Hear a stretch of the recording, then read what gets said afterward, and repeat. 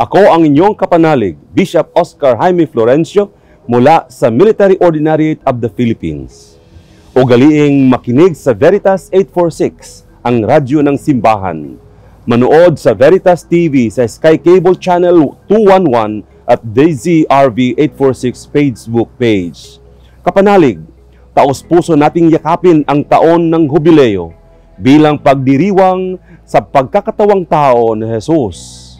Sa nakalipas na panahon ng pagpapalalim ng ating relasyon sa Diyos bilang simbahan at mananampalataya, alalahanin natin ang banal na sakripisyong inialay ni Jesucristo sa krus.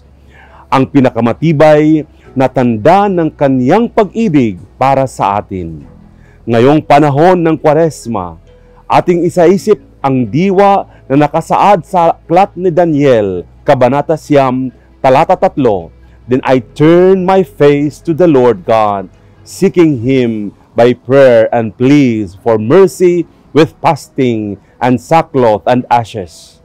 Ipagbunyi natin ang sakripisyong ginawa ng Diyos, naway sa ating pag-ayuno at pagdarasal ay marapatin ang tunay na paglago ng puso at pag-usbong ng pananampalataya bilang simbahan at mananampalataya.